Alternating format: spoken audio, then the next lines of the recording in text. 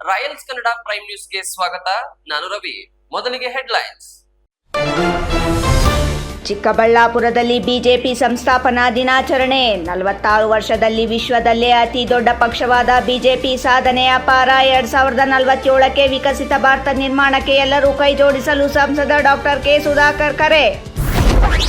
ಇದು ನಿಮ್ಮ ರಾಯಲ್ಸ್ ಕನ್ನಡ ವರದಿ ಫಲಶ್ರುತಿ. ಗುಡಿಬಂಡೆ ತಾಲೂಕಿನಲ್ಲಿ ಕೆರೆ ಜಾಗ ಒತ್ತುವರಿ ಮಾಡಿ ರಸ್ತೆ ನಿರ್ಮಾಣ ಮಾಡುತ್ತಿರುವ ಬಗ್ಗೆ ವರದಿ. ಕೆರೆ ಒತ್ತುವರಿ ಸ್ಥಳಕ್ಕೆ ಅಧಿಕಾರಿಗಳ ದಿಢೀರ್ ಭೇಟಿ. ದಂಧೆಕೋರರಿಗೆ ಕಟ್ಟುನಿಟ್ಟಿನ ಎಚ್ಚರಿಕೆ. ಮಹಿಳಾ ಪಿಎಸ್ಐ ಮೇಲೆ ಹಲ್ಲೆಗೆ ಯತ್ನ ಪ್ರಕರಣ. ಘಟನೆ ನಡೆದು 3 ದಿನಗಳು ಕಳೆದರೂ ಆರೋಪಿಗಳ ಬಂಧನವಿಲ್ಲ. ಜನಪ್ರತಿನಿಧಿಗಳ ಪ್ರಭಾವ ಬೀರಿದ ಶಂಕೆ. ಪೊಲೀಸರ ಮೇಲೆ ದೌರ್ಜನ್ಯಕ್ಕೆ ಮುಂದಾದವರಿಗೆ ಯಾರ ರಕ್ಷಣೆ ಎಂದು ಪ್ರಶ್ನೆ. ವಾರ್ತೆಗಳ ವಿವರ. ಚಿಕ್ಕಬಳ್ಳಾಪುರದ ಬಿಜೆಪಿ ನೂತನ ಕಚೇರಿಯಲ್ಲಿ ಇಂದು ಬಿಜೆಪಿ ಸಂಸ್ಥಾಪನಾ ದಿನಾಚರಣೆ ಆಯೋಜಿಸಲಾಗಿತ್ತು. ಈ ವೇಳೆ ಸಂಸದ ಡಾಕ್ಟರ್ ಕೆ ಸುಧಾಕರ್, ಬಿಜೆಪಿ ಜಿಲ್ಲಾಧ್ಯಕ್ಷ ಸಿಕಲ್ ರಾಮಚಂದ್ರಗೌಡ ಸೇರಿದಂತೆ ಇತರರು ಕಾರ್ಯಕ್ರಮದಲ್ಲಿ ಭಾಗವಹಿಸಿದರು. ಪಕ್ಷ ಬೆಳೆದು ಬಂದ ರೀತಿ, ಎದುರಿಸಿದ ಸವಾಲುಗಳ ಬಗ್ಗೆ ಸಂಸದರು ಕಾರ್ಯಕ್ರಮದಲ್ಲಿ ವಿವರವಾಗಿ ಹೇಳಿದರು. ಈ ಕುರಿತು ಒಂದು ವರದಿ ಇಲ್ಲಿದೆ ನೋಡಿ. ಶ್ಯಾಮ್ ಪ್ರಸಾದ್ ಮುಖರ್ಜಿ ಹಾಗೂ ದೀನ್ ದಯಾಳ್ ಉಪಾಧ್ಯಾಯರ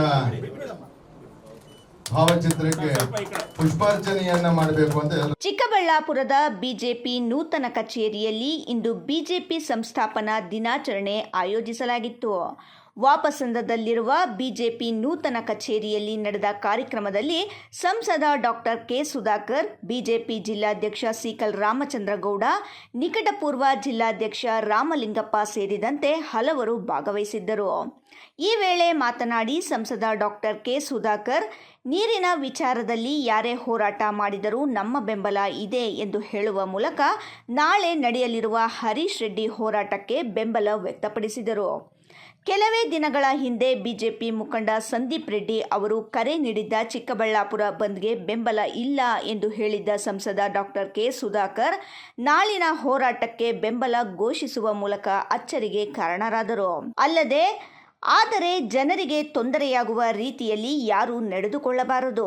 ಜನರಿಗೆ ಅನುಕೂಲವಾಗುವ ರೀತಿಯಲ್ಲಿ ಹೋರಾಟಗಳಿರಬೇಕು.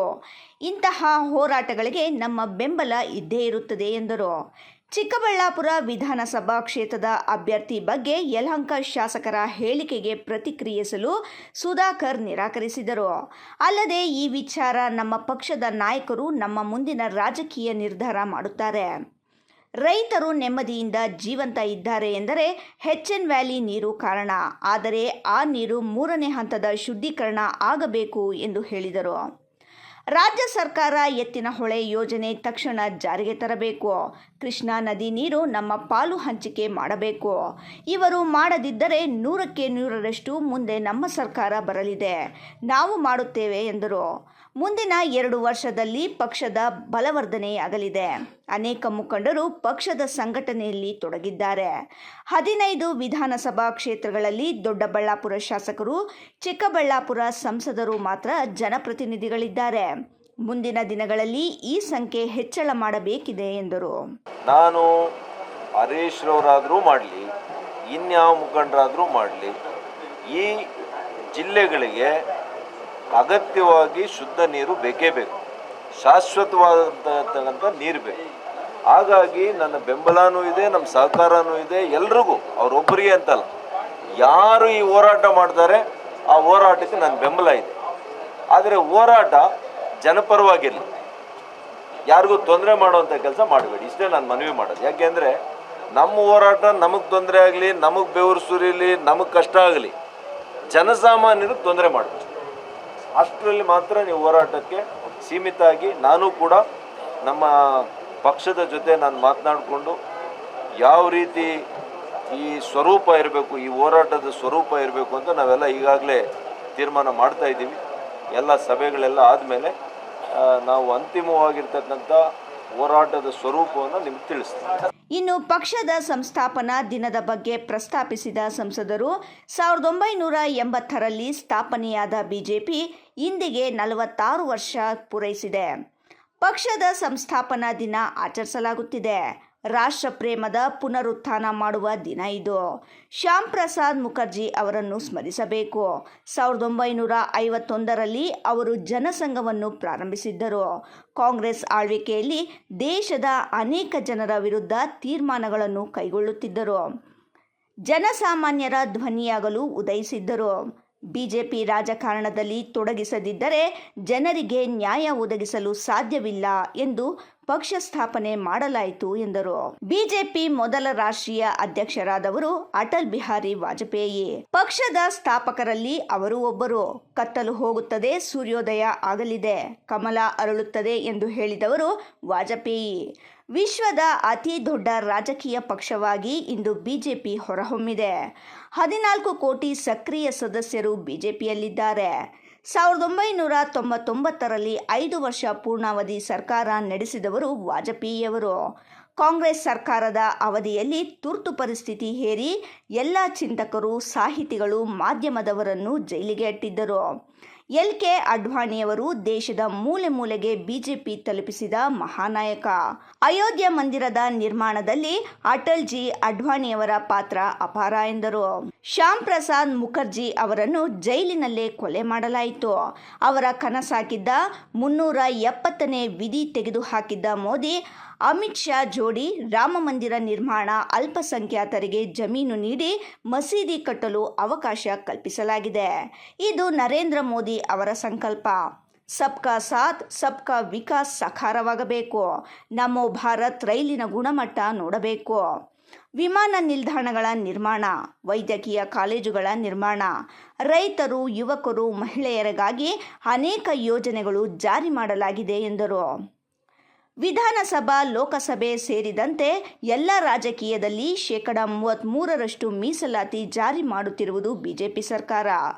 2047ಕ್ಕೆ ದೇಶ ವಿಕಸಿತ ಭಾರತ ಆಗಬೇಕು. ಇತರೆ ದೇಶಗಳಾದ ಅಮೆರಿಕ, ಐರೋಪ್ಯ ದೇಶಗಳಂತೆ ಸಂಪೂರ್ಣ ಅಭಿವೃದ್ಧಿ ಹೊಂದಿದ ದೇಶ ಆಗಬೇಕು ಎಂಬುದು ಪಕ್ಷದ ಸಂಕಲ್ಪ. ಇದಕ್ಕೆ ಎಲ್ಲ ಜನರು, ಪಕ್ಷದ ಕಾರ್ಯಕರ್ತರು ಹೋರಾಟ ಮಾಡಿದರೆ ವಿಕಸಿತ ಭಾರತದ ಕನಸು ನನಸು ಮಾಡಬಹುದು ಎಂದರು. ವಿಜಯ್ ರಾಜ್, ರಾಯಲ್ಸ್ ಕನ್ನಡ, ಚಿಕ್ಕಬಳ್ಳಾಪುರ. ಮಾನ್ಯ ಲಕ್ಷ್ಮೀನಾರಾಯಣ ಗುಪ್ತ ಅವರು ಇದು ನಿಮ್ಮ ರಾಯಲ್ಸ್ ಕನ್ನಡ ವಾಹಿನಿ ವರದಿ ಪರಿಣಾಮವಾಗಿ ಒತ್ತುವರಿಯಾಗಬೇಕಿದ್ದ ಕೆರೆ ಉಳಿಸಿದಂತಾಗಿದೆ. ನಿಮ್ಮ ರಾಯಲ್ಸ್ ಕನ್ನಡ ವಾಹಿನಿ ಕೆರೆಯಲ್ಲಿ ರಸ್ತೆ ಮಾಡುತ್ತಿರುವ ಬಗ್ಗೆ ವರದಿ ಪ್ರಸಾರ ಮಾಡಿತ್ತು. ಇದರಿಂದ ಎಚ್ಚೆತ್ತ ಅಧಿಕಾರಿಗಳು ಸ್ಥಳಕ್ಕೆ ಭೇಟಿ ನೀಡಿ ಭೂ ದಂಧೆಕೋರರಿಗೆ ಖಡಕ್ ಎಚ್ಚರಿಕೆ ನೀಡುವ ಜೊತೆಗೆ ಕೆರೆಯನ್ನು ಉಳಿಸಿದ್ದಾರೆ. ಇದು ನಿಮ್ಮ ಸುದ್ದಿ ವಾಹಿನಿಯ ವರದಿ ಪರಿಣಾಮ ಎಂಬುದು ವಿಶೇಷ. ಈ ಕುರಿತು ಒಂದು ವರದಿ ಇಲ್ಲಿದೆ ನೋಡಿ.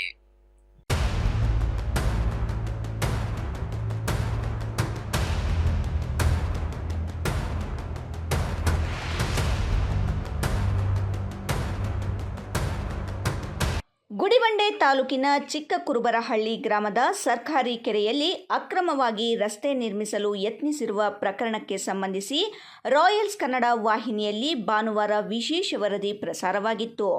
ಈ ವರದಿ ಪ್ರಸಾರದ ತಕ್ಷಣ ಆಡಳಿತ ಎಚ್ಚೆತ್ತು ಅಧಿಕಾರಿಗಳು ಸ್ಥಳಕ್ಕೆ ಭೇಟಿ ನೀಡಿ ಪರಿಶೀಲನೆ ನಡೆಸಿದ್ದಾರೆ. ಇಂದು ತಾಲೂಕು ಪಂಚಾಯಿತಿ ಕಾರ್ಯನಿರ್ವಹಣಾಧಿಕಾರಿ, ಗ್ರಾಮ ಪಂಚಾಯಿತಿ ಅಭಿವೃದ್ಧಿ ಅಧಿಕಾರಿ ಹಾಗೂ ಭೂಮಾಪನ ಅಧಿಕಾರಿಗಳು ಚಿಕ್ಕ ಕುರುಬರಹಳ್ಳಿ ಗ್ರಾಮಕ್ಕೆ ತೆರಳಿ ವಿವಾದಿತ ಕೆರೆಯ ಅಂಗಳವನ್ನು ಸಮಗ್ರವಾಗಿ ಪರಿಶೀಲಿಸಿದರು. ಸ್ಥಳದಲ್ಲಿ ಕೆರೆಯ ಅಳತೆ ಕಾರ್ಯವನ್ನು ನಡೆಸಿ ದಾಖಲೆಗಳೊಂದಿಗೆ ಹೋಲಿಕೆ ಮಾಡಿದಾಗ ಅಕ್ರಮವಾಗಿ ಒತ್ತುವರಿ ಮಾಡಿರುವುದು ಸ್ಪಷ್ಟವಾಗಿ ಪತ್ತೆಯಾಗಿದೆ. ಪರಿಶೀಲನೆ ವೇಳೆ ಸುಮಾರು 8 ಅಡಿ ಅಗಲ ಹಾಗೂ 100 ಮೀಟರ್ ಉದ್ದದಷ್ಟು ಪ್ರದೇಶವನ್ನು ಕೆರೆಯ ಅಂಗಳದಲ್ಲಿ ಅಕ್ರಮವಾಗಿ ವಶಪಡಿಸಿಕೊಂಡಿರುವುದು ಅಧಿಕಾರಿಗಳ ಗಮನಕ್ಕೆ ಬಂದಿದೆ. ಈ ಭಾಗದಲ್ಲಿ ರಸ್ತೆ ನಿರ್ಮಿಸಲು ಯತ್ನಿಸಿರುವುದು ದೃಢಪಟ್ಟಿದೆ. ಇದು ಸರ್ಕಾರಿ ಆಸ್ತಿಯ ಮೇಲಿನ ಸ್ಪಷ್ಟ ಉಲ್ಲಂಘನೆಯಾಗಿದ್ದು ಪರಿಸರದ ಮೇಲೆಯೂ ದುಷ್ಪರಿಣಾಮ ಬೀರುವ ಸಾಧ್ಯತೆ ಇದೆ ಎಂದು ಅಧಿಕಾರಿಗಳು ತಿಳಿಸಿದ್ದಾರೆ.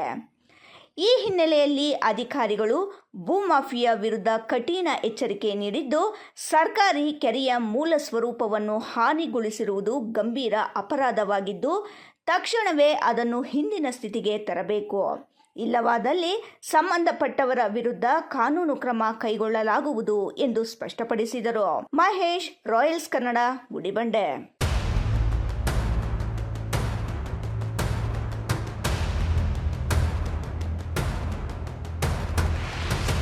ತಡರಾತ್ರಿಯಲ್ಲಿ ಕರ್ತವ್ಯದಲ್ಲಿದ್ದ ಮಹಿಳಾ ಪಿಎಸ್ಐ ಸೇರಿದಂತೆ ಪೊಲೀಸರ ಮೇಲೆ ಹಲ್ಲೆಗೆ ಯತ್ನಿಸಿ ಕರ್ತವ್ಯಕ್ಕೆ ಅಡ್ಡಿಪಡಿಸಿದ ಪ್ರಕರಣ ನಡೆದು 3 ದಿನಗಳೇ ಕಳೆದರೂ ಆರೋಪಿಗಳ ಬಂಧನವಾಗದಿರುವುದು ಹಲವು ಅನುಮಾನಗಳಿಗೆ ಕಾರಣವಾಗಿದೆ. ಮಹಿಳಾ ಪಿಎಸ್ಐ ಮೇಲೆ ಹಲ್ಲೆಗೆ ಯತ್ನಿಸಿದ ಆರೋಪಿಗಳ ಬಂಧನ ಯಾವಾಗ ಎಂಬ ಪ್ರಶ್ನೆಗೆ ಪೊಲೀಸರೇ ಇಲಾಖೆ ಉತ್ತರಿಸಬೇಕಾಗಿದೆ. ಈ ಕುರಿತು ಒಂದು ವರದಿಯಲ್ಲಿದೆ ನೋಡಿ.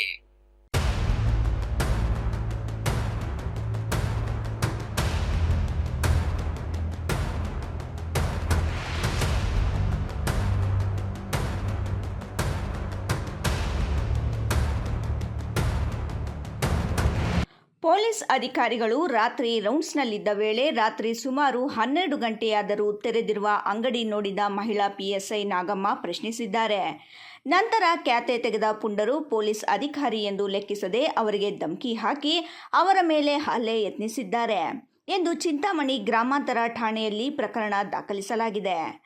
ಏಪ್ರಿಲ್ 3ರ ರಾತ್ರಿ ನಡೆದ ಘಟನೆಯಲ್ಲಿ ಪೊಲೀಸ್ ಅಧಿಕಾರಿಗಳ ಮೇಲೆ ಹಲ್ಲೆ ನಡೆಸಿದವರು ಆಲಂಬಗಿರಿಯ ನಾಗೇಂದ್ರ, ನರೇಂದ್ರ, ಪುನೀತ್ ಹಾಗೂ ನವೀನ್ ಎಂದು ಗುರುತಿಸಲಾಗಿದೆ.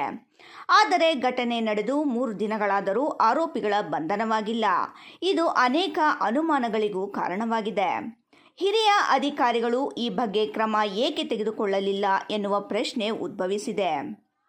ಹೌದು, ಘಟನೆ ನಡೆದು 3 ದಿನ ಕಳೆದರೂ ಕೇವಲ ಎಫ್ಐಆರ್ ಹಾಕಿದ ಖಾಕಿ ಪಡೆ ಮೌನ ವಹಿಸಿದೆ.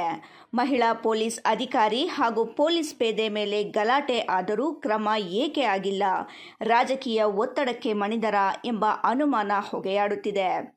ಚಿಕ್ಕಬಳ್ಳಾಪುರ ಜಿಲ್ಲಾ ಪೊಲೀಸ್ ವರಿಷ್ಠಾಧಿಕಾರಿ ಹಾಗೂ ಹಿರಿಯ ಪೊಲೀಸ್ ಅಧಿಕಾರಿಗಳ ನಡೆ ಬಗ್ಗೆ ಅನುಮಾನ ಭುಗಿಲೆದ್ದಿದೆ. ರಾಜಕೀಯ ಒತ್ತಡಕ್ಕೆ ಮಣಿದಿದೆಯೇ ಪೊಲೀಸ್ ಇಲಾಖೆ ಎಂಬ ಮಾತು ಸಾರ್ವಜನಿಕ ವಲಯದಲ್ಲಿ ಹರಿದಾಡುತ್ತಿದೆ. ತಮ್ಮದೇ ಇಲಾಖೆಯಲ್ಲಿನ ಪ್ರಕರಣ ಮುಚ್ಚಿಹಾಕಲು ಯತ್ನಿಸುತ್ತಿದೆಯೇ ಖಾಕಿ ವಲಯ ಎನ್ನುವ ಪ್ರಶ್ನೆಯೂ ಉದ್ಭವಿಸಿದೆ. ಇಮ್ರಾನ್ ಖಾನ್, ರಾಯಲ್ಸ್ ಕನ್ನಡ, ಚಿಂತಾಮಣಿ.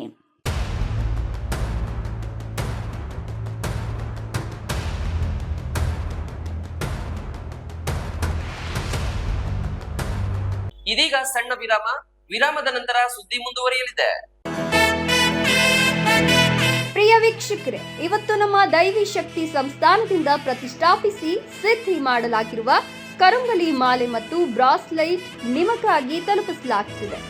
ನಮ್ಮ ಕರುಂಗಲಿ ಮಾಲೆಯನ್ನ ಭಾರತದ ಮಾಜಿ ಪ್ರಧಾನಮಂತ್ರಿಗಳಾದ ಇಂದಿರಾ ಗಾಂಧಿ ಅವರಿಂದ ಹಿಡಿದು ಈಗಿನ ಸ್ಟಾರ್ ನಟರಾದ ಧನುಷ್ ರವರು ಕೂಡ ಧರಿಸಿ ಅಷ್ಟೈಶ್ವರ್ಯಗಳನ್ನು ಪಡೆದಿದ್ದಾರೆ.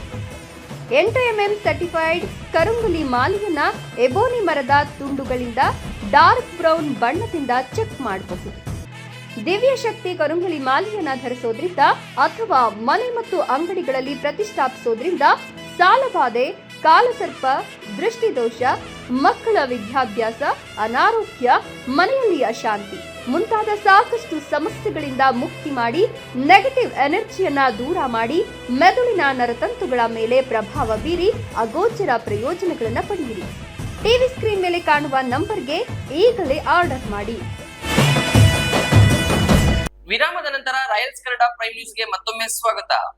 ಕೋಲಾರ ತಾಲೂಕಿನ ಕಲ್ಲಂಡೂರು ಗ್ರಾಮದ ಸರ್ವೆ ನಂಬರ್ 87ರ 100 ಎಕರೆ ಭೂಮಿಯನ್ನು ಫಲಾನುಭವಿಗಳಿಗೆ ಮಂಜೂರಾತಿ ಮಾಡಿಕೊಡಬೇಕೆಂದು ಜಿಲ್ಲಾಧಿಕಾರಿಗಳ ಕಚೇರಿ ಮುಂದೆ ಕರ್ನಾಟಕ ದಲಿತ ಕ್ರಿಯಾ ಸಮಿತಿ ಸೋಮವಾರ ಪ್ರತಿಭಟನೆ ನಡೆಸಿ ಜಿಲ್ಲಾಧಿಕಾರಿ ಡಾಕ್ಟರ್ ರವಿ ಅವರಿಗೆ ಮನವಿ ಸಲ್ಲಿಸಿದರು. ಬೇಕೇ ಬೇಕು, ಬೇಕೇ ಬೇಕು, ಏತಕ್ಕಾಗಿ ಹೋರಾಟ? ಕೋಲಾರ ತಾಲೂಕಿನ ಕಲ್ಲಂಡೂರು ಗ್ರಾಮದ ಸರ್ವೆ ನಂಬರ್ 87ರ 100 ಎಕರೆ ಭೂಮಿಯನ್ನು ಫಲಾನುಭವಿಗಳಿಗೆ ಮಂಜೂರಾತಿ ಮಾಡಿಕೊಡಬೇಕೆಂದು ಜಿಲ್ಲಾಧಿಕಾರಿಗಳ ಕಚೇರಿ ಮುಂದೆ ಕರ್ನಾಟಕ ದಲಿತ ಕ್ರಿಯಾ ಸಮಿತಿ ಸೋಮವಾರ ಪ್ರತಿಭಟನೆ ನಡೆಸಿ ಜಿಲ್ಲಾಧಿಕಾರಿ ಡಾಕ್ಟರ್ ರವಿ ಅವರಿಗೆ ಮನವಿ ಸಲ್ಲಿಸಿದರು. ಈ ವೇಳೆ ಮಾತನಾಡಿದ ಕರ್ನಾಟಕ ದಲಿತ ಕ್ರಿಯಾ ಸಮಿತಿ ಸಂಸ್ಥಾಪಕ ಡಾಕ್ಟರ್ ಚಂದ್ರಶೇಖರ್, ಕೋಲಾರ ಕಸಬಾ ಕಲ್ಲಂಡೂರು ಗ್ರಾಮದ ಸರ್ವೆ ನಂಬರ್ 87ರಲ್ಲಿ ದಲಿತರು ಮತ್ತು ಮತ್ತಿತರ ಜನಾಂಗದವರು 30 ಕುಟುಂಬಗಳು ತಲಾ 2 ಎಕರೆಯಂತೆ ಸ್ವತಃ ಸ್ವಾಧೀನದಲ್ಲಿರುತ್ತಾರೆ. 60 ವರ್ಷಗಳಿಂದ ಭೂಮಿ ಮಂಜೂರಾತಿಗಾಗಿ ಅರ್ಜಿ ಸಲ್ಲಿಸಿದರೂ ಅಧಿಕಾರಿಗಳ ನಿರ್ಲಕ್ಷ್ಯದಿಂದ ಪ್ರಯೋಜನವಾಗಿಲ್ಲವೆಂದು ಆಕ್ರೋಶ ವ್ಯಕ್ತಪಡಿಸಿದರು. 30 ಕುಟುಂಬ ಫಲಾನುಭವಿಗಳು ಆ ಜಮೀನಿನಲ್ಲಿ ನೀಲಗಿರಿ ಸಸಿಗಳನ್ನು ನೆಟ್ಟು ತೋಪನ್ನು ಬೆಳೆಸಿರುತ್ತಾರೆ. ಈಗ ಆ ಮರಗಳು ಲಕ್ಷಾಂತರ ಬೆಳೆ ಬಾಳುವಷ್ಟು ಬೆಳೆದಿದೆ. ಮರಗಳನ್ನು ಕಟಾವು ಮಾಡಿಕೊಳ್ಳಲು ನಮಗೆ ರಕ್ಷಣೆ ನೀಡಬೇಕು ಎಂದು ಆಗ್ರಹಿಸಿದರು. 1922ರ ಕಾಲದಿಂದ ಭೂಮಿ ಮಂಜೂರಾತಿಗಾಗಿ ಹೋರಾಟ ನಡೆಸುತ್ತಿದ್ದಾರೆ. ಮಂಜೂರಾತಿ ಕಡತವು ಸಾಗುವಳಿ ಚೀಟಿ ನೀಡುವ ಹಂತದಲ್ಲಿದ್ದು, ಬಲಾಢ್ಯರು ಈ ಭೂಮಿಯನ್ನು ಇತರ ವ್ಯವಹಾರಗಳಿಗಾಗಿ ಬಳಸಿಕೊಳ್ಳಲು ಸರ್ವ ಪ್ರಯತ್ನ ನಡೆಸುತ್ತಿದ್ದಾರೆ. ಮಂಜೂರಾತಿ ಕೋರಿ ಅರ್ಜಿ ಸಲ್ಲಿಸಿದ ಅನೇಕರು ನಿಧನ ಹೊಂದಿದ್ದು, ಅವರ ಮಕ್ಕಳು ಮತ್ತು ಮೊಮ್ಮಕ್ಕಳು ಈಗಲೂ ಸ್ವಾಧೀನದಲ್ಲಿ ಇರುತ್ತಾರೆ. ಇವರುಗಳಿಗೆ ಭೂಮಿ ಮಂಜೂರಾತಿ ಮಾಡಿ ಸಾಗುವಳಿ ಚೀಟಿ ನೀಡದಿದ್ದರೆ ಅಪಾರ ಅನ್ಯಾಯವಾಗುತ್ತದೆ. ನಿಜವಾದ ಫಲಾನುಭವಿಗಳಿಗೆ ಮೋಸ ಮಾಡಿದಂತಾಗುತ್ತದೆ ಎಂದು ತಿಳಿಸಿದರು. ಕೂಡಲೇ ಜಿಲ್ಲಾಧಿಕಾರಿಗಳು ಸಂಬಂಧಪಟ್ಟ ಅಧಿಕಾರಿಗಳನ್ನು ಭೂಮಿ ಮಂಜೂರಾತಿ ಕಡತದೊಂದಿಗೆ ಕರೆಯಿಸಿ ಸಾಗುವಳಿ ಚೀಟಿ ಮಂಜೂರು ಮಾಡಿ ವಿತರಿಸಬೇಕು. ಇಲ್ಲವಾದಲ್ಲಿ ಸಾಗುವಳಿ ಚೀಟಿ ನೀಡುವ ತನಕ ಅನಿರ್ದಿಷ್ಟಾವಧಿ ಧರಣಿ ಸತ್ಯಾಗ್ರಹವನ್ನು ನಡೆಸಬೇಕಾಗುತ್ತದೆ ಎಂದು ಎಚ್ಚರಿಕೆ ನೀಡಿದರು. ಮನವಿ ಸ್ವೀಕರಿಸಿ ಮಾತನಾಡಿದ ಜಿಲ್ಲಾಧಿಕಾರಿ ಡಾಕ್ಟರ್ ರವಿ, ನಿಮ್ಮೆಲ್ಲರ ಮನವಿಯಂತೆ ಕಲ್ಲಂಡೂರು ಸರ್ವೆ ನಂಬರ್ 87ರ ಭೂಮಿ ಮಂಜೂರಾತಿ ಬಗ್ಗೆ ಅಧಿಕಾರಿಗಳೊಂದಿಗೆ ಸಭೆ ನಡೆಸಿ ಸಾಧಕ ಬಾಧಕಗಳನ್ನು ಚರ್ಚಿಸಿ ಸಾಗುವಳಿ ಚೀಟಿ ನೀಡಲು ವಿಳಂಬವಾದ ಕಾರಣವನ್ನು ತಿಳಿಯುವ ಮೂಲಕ ನಿಮಗೆ ನ್ಯಾಯ ಕೊಡಿಸಲಾಗುವುದು ಎಂದು ಭರವಸೆ ನೀಡಿದರು. ನನಗೆ ಈ ಒಂದು ಸಮಸ್ಯೆಯ ಸಂಪೂರ್ಣ ಮಾಹಿತಿ ಇದೆ.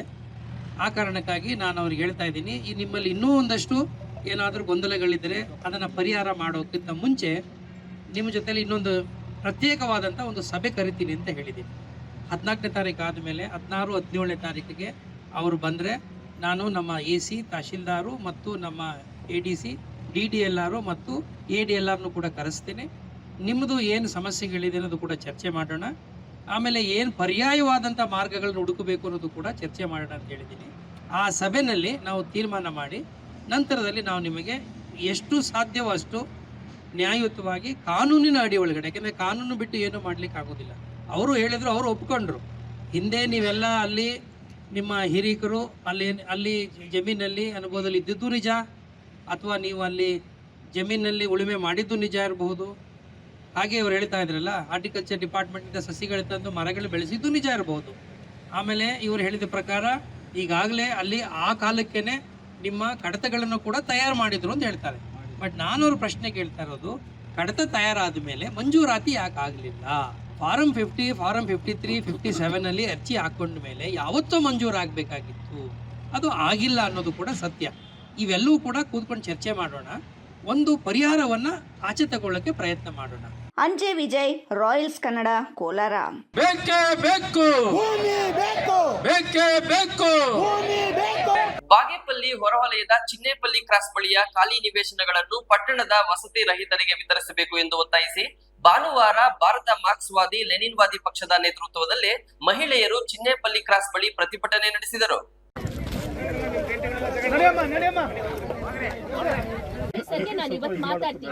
ಬಾಗೇಪಲ್ಲಿ ಶಾಸಕ SN ಸುಬ್ಬಾರೆಡ್ಡಿ ತಾಲೂಕಿನ ರೆಡ್ಡಿಕೆರೆ ಬಳಿ 102 ಸರ್ವೆ ನಂಬರ್ನಲ್ಲಿ 4.3 ಎಕರೆ, ಸರ್ವೆ ನಂಬರ್ 667ರಲ್ಲಿ 3.32 ಎಕರೆ ಜಾಗವನ್ನು ನಿವೇಶನ ರಹಿತರಿಗೆ ನಿವೇಶನ ಹಂಚಲು ಅಣಿಯಾಗಿದ್ದಾರೆ. ಜಮೀನನ್ನು ಸಮತಟ್ಟು ಮಾಡಿ ನಿವೇಶನ ಸಂಖ್ಯೆಗಳನ್ನು ಗುರುತಿಸಲಾಗಿದೆ. ಅಧಿಕಾರಿಗಳ ಮೂಲಕ ಸರ್ವೆ ಮಾಡಿ ಅರ್ಹ ಫಲಾನುಭವಿಗಳ ಪಟ್ಟಿ ಸಿದ್ಧಪಡಿಸಲಾಗಿದೆ.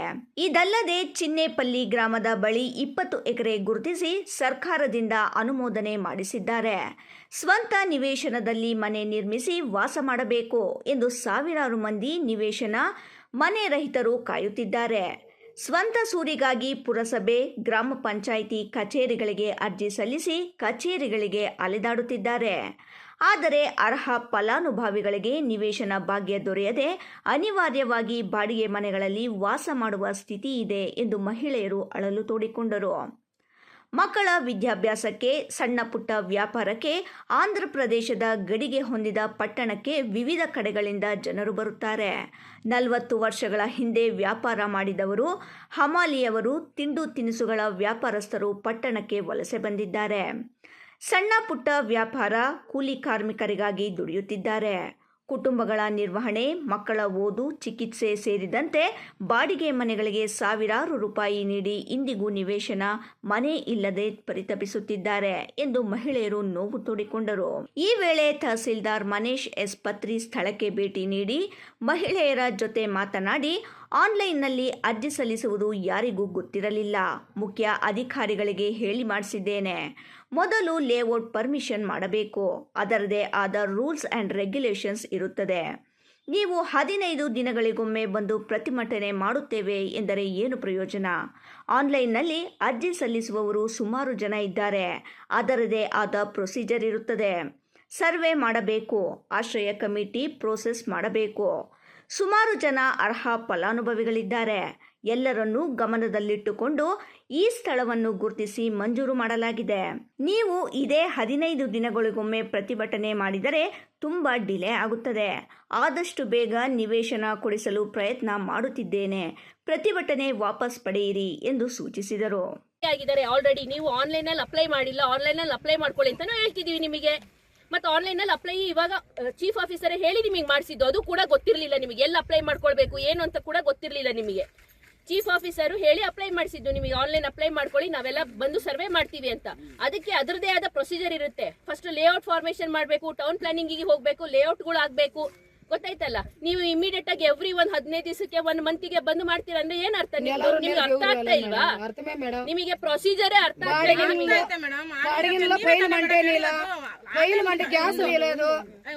ಆನ್ಲೈನ್ ಮುಖಾಂತರವಾಗಿ ಹಾಕಿ ಅಂತ ನೀವೇ ಹೇಳಿದ್ದಾರೆ. ನಾವು ಆನ್ಲೈನ್ ಮುಖಾಂತರವಾಗಿ ಹಾಕಿ ಎಷ್ಟು ದಿನ ಆಯ್ತು ಮೇಡಮ್? ಅಮ್ಮ, ಆನ್ಲೈನ್ ಅಲ್ಲಿ ಹಾಕಿರೋರು ಸುಮಾರು ದಿವಸ ಇದೆ. ಅದಕ್ಕೆ ಅದರದೇ ಆದ ಪ್ರೊಸೀಜರ್ ಇರುತ್ತೆ. ಆಶ್ರಯ ಕಮಿಟಿ ಸರ್ವೆ ಆಗ್ಬೇಕು, ಲೇಔಟ್ ಆಗ್ಬೇಕು, ಆಶ್ರಯ ಕಮಿಟಿನ ಪಾಸ್ ಆಗ್ಬೇಕು. ಇಷ್ಟು ಪ್ರಾಸೆಸ್ ಇದೆ. ನಾನು ಒಂದೇ ಹೇಳದಮ್ಮ ನಿಮಗೆ, ಕೊನೆ ಮಾತು. ಯಾಕಂದ್ರೆ ನೀವು 15 ದಿವಸಕ್ಕೂ ಬಂದು ಸುಮ್ನೆ ಒಂದು ಇದನ್ನ ಮಾಡ್ತಿದ್ದೀರಾ ಅಷ್ಟೇನೇನೆ. ಯಾಕಂದ್ರೆ ನೀವು ಇದೀರಾ, ನೀವು ಹೇಳಿದೀರಾ ಅಂತ ನಾನು ಈ ಜಾಗ ಕೊಟ್ಟಿಲ್ಲ. ಅಲ್ಲಿ ಬೇಕಾದಷ್ಟು ಜನ ಇದ್ದಾರೆ ಟೌನ್ ಅಲ್ಲಿ. ಅವ್ರ ಎಲ್ಲರಿಗೋಸ್ಕರ ನಾವಿದ್ದು ಇಷ್ಟು ಎಕರೆನ ನಾವು ಗುರುತಿಸ್ಕೊಟ್ಟಿರೋದು. ಗೊತ್ತಾಯ್ತಲ್ಲ?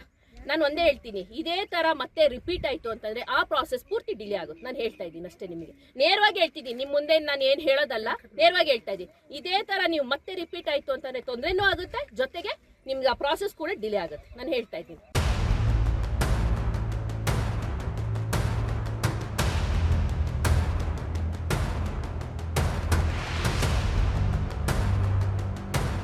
ಇದೀಗ ಮತ್ತೊಮ್ಮೆ ಹೆಡ್ಲೈನ್ಸ್. ಚಿಕ್ಕಬಳ್ಳಾಪುರದಲ್ಲಿ ಬಿಜೆಪಿ ಸಂಸ್ಥಾಪನಾ ದಿನಾಚರಣೆ. 46 ವರ್ಷದಲ್ಲಿ ವಿಶ್ವದಲ್ಲೇ ಅತಿ ದೊಡ್ಡ ಪಕ್ಷವಾದ ಬಿಜೆಪಿ ಸಾಧನೆ ಅಪಾರ. 2047ಕ್ಕೆ ವಿಕಸಿತ ಭಾರತ ನಿರ್ಮಾಣಕ್ಕೆ ಎಲ್ಲರೂ ಕೈ ಜೋಡಿಸಲು ಸಂಸದ ಡಾಕ್ಟರ್ ಕೆ ಸುಧಾಕರ್ ಕರೆ. ಇದು ನಿಮ್ಮ ರಾಯಲ್ಸ್ ಕನ್ನಡ ವರದಿ ಫಲಶ್ರುತಿ. ಗುಡಿಬಂಡೆ ತಾಲೂಕಿನಲ್ಲಿ ಕೆರೆ ಜಾಗ ಒತ್ತುವರಿ ಮಾಡಿ ರಸ್ತೆ ನಿರ್ಮಾಣ ಮಾಡುತ್ತಿರುವ ಬಗ್ಗೆ ವರದಿ. ಕೆರೆ ಒತ್ತುವರಿ ಸ್ಥಳಕ್ಕೆ ಅಧಿಕಾರಿಗಳ ದಿಢೀರ್ ಭೇಟಿ. ದಂಧೆಕೋರರಿಗೆ ಕಟ್ಟುನಿಟ್ಟಿನ ಎಚ್ಚರಿಕೆ.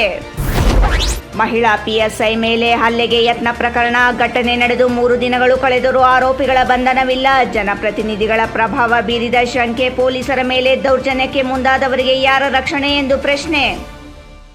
ಇಂದಿನ ಸುದ್ದಿ ಮುಕ್ತಾಯವಾಯಿತು. ನಮಸ್ಕಾರ.